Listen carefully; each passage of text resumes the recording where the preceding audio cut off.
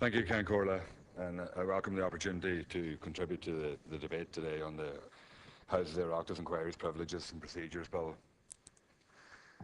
This bill has been heralded as being able to facilitate a banking inquiry by a committee of the Houses and to inquire into the banking collapse that took place at this stage over 5 years ago now. I suppose while it might be necessary and it might be useful to inquire into what happened in the lead up to the banking collapse, I wonder what value really that particular inquiry would have, because I think everybody knows what had happened. I think everybody knows the outcome of it. And I think most people would see what needs to be done in the future as well. And whether an inquiry would arrive at that, I don't know. Because I think a lot of what happened in the banking collapse and in the bank guarantee was that the subservience of politicians to senior bankers and giving them everything that they want. And I don't know whether an inquiry would ever improve that. I think what we need is politicians that are willing to stand up to bankers as easily as they stand up to people on social welfare and people who are dependent on the state for their income and for their support. And that would go a long way to making sure that we wouldn't have the type of collapse that we had in the past in the future again. But there is a need for the Oireachtas to be able to inquire into issues of public importance, and I think from that point of view, a legislative basis for that is necessary and is required, and particularly in relation to the Abilara judgment.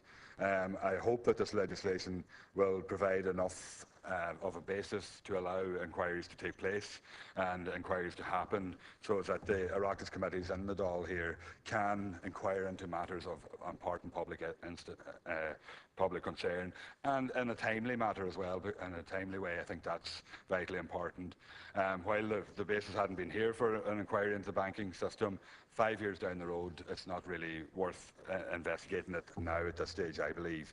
But the Oireachtas committee should be able to respond in a timely way to matters of serious public concern and establish inquiries that maybe would get to the root causes and make recommendations to strengthen the system to ensure that these type of things can't happen again. There is a number of concerns I have in relation to the legislation. I think one of them would be in relation to Section 12, which determines that an inquiry requires the approval of the Dáil before it can take place. And I think this is one of the reasons why members in the independent group and in the House here objected to the referendum last year, because we saw in that the potential for political abuse of an inquiry system if it was established. And for that reason, we called for the rejection of the referendum, which subsequently was rejected by the people. I think the fact that the inquiry needs the approval of the Dáil shows that the government wants to retain control over what happens in terms of Oireachtas inquiries, and I think that's not a good step, and it's not a good step for the effectiveness of an inquiry system if it's established under this legislation. So I think that at committee stage there should be serious consideration and serious look given to allowing for a system where a lesser number of members of the Dáil can approve an inquiry. I know that in some countries, I think in Germany is where 1/4 of the members of the Bundestag can authorise an inquiry to take place if they vote in favour of it.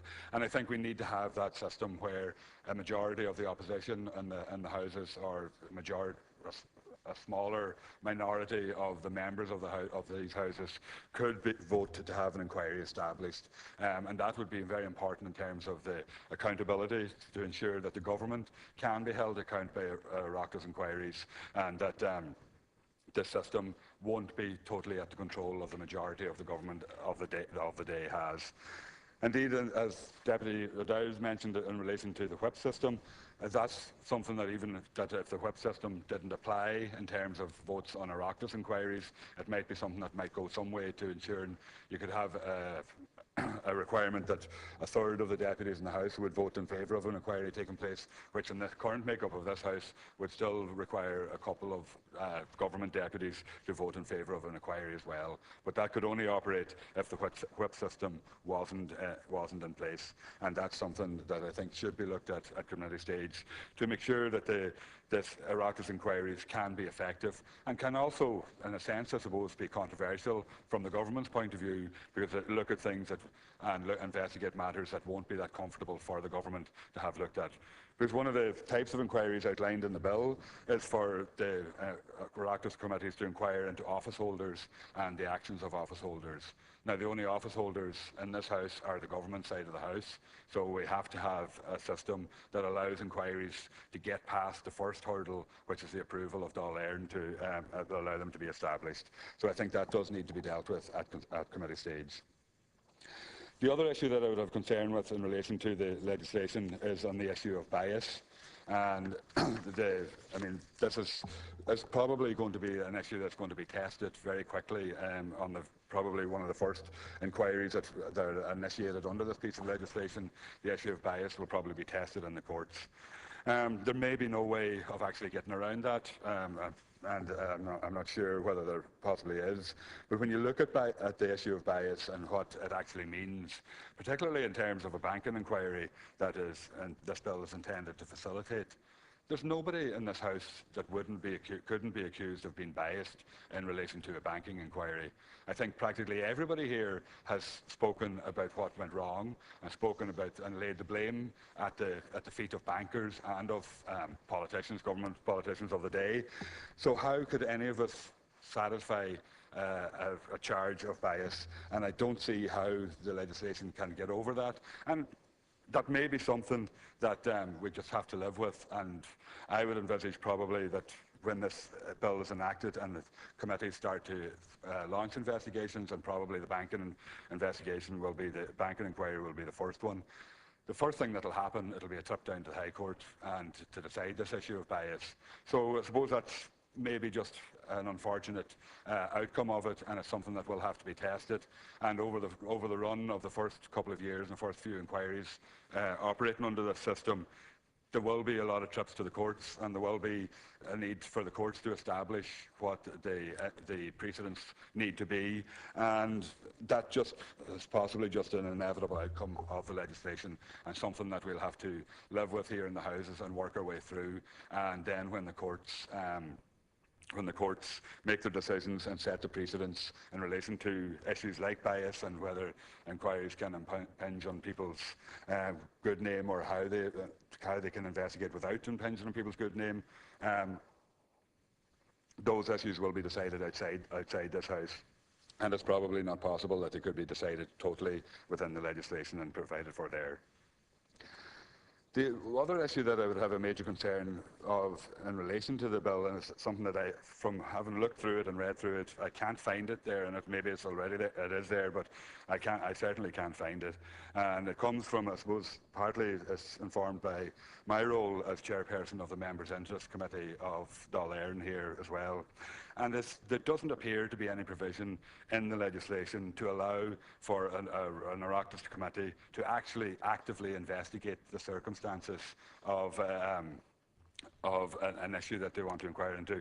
Now, what I mean by investigation, is to actually maybe have the power to appoint an investigative officer whose role will be to go out and gather evidence and have evidence brought into the committee in a way that the committee can use in conducting its inquiries.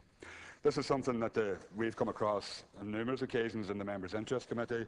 There's no specific provision in the legislation there that we can appoint an investigative officer. So if there's a complaints that have come to the committee in relation to specific acts of members that require, the committee is made up of 4 or 5 politicians, where we might have some expertise, we don't have enough expertise to be able to look at the issues and tease out the issues, and also to go out and actually test the evidence of what has been from the complainant to the committee. So what we actually do is we have to write back to the complainant, asking them to furnish us with further information and further evidence in relation to what their complaint is, and then we have to write to the person who's been complained about as well, asking them to furnish us with evidence and investigation. And we haven't really got a way of testing whether what one side or the other is saying to us is the right way of looking at it, or is in fact correct, really, other than what our own intuition or whatever might include. Then that system is different under Standards in Public Office. In SIPO, they can appoint investigative officers under their legislation, and they can actively investigate a complaint and gather evidence and then present that to the Standards Commission in relation to the complaint and the outcomes of that. Now, it could be argued that the committee's role is to gather that evidence and investigate it, but the committee needs the means to be able to do that.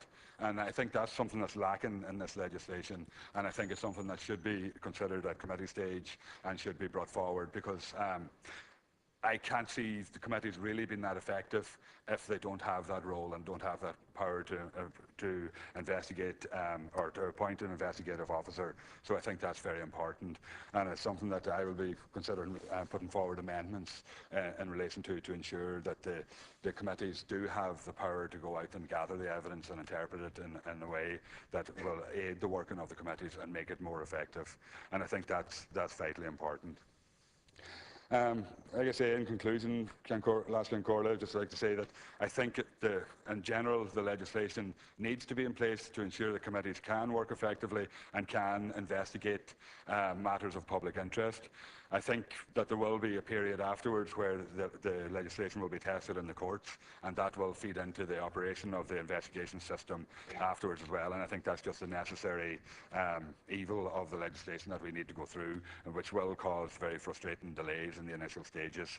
But I would ask the Minister and the Department to give consideration in relation to the issue of the approval of the DAL in Section 12 and finding a mechanism that allows for a smaller than a majority of the House to approve a committee, and also to look at the powers of gathering evidence that committees will have under the legislation, and maybe the ability to appoint an investigative officer to aid them in their committee work. Thank you.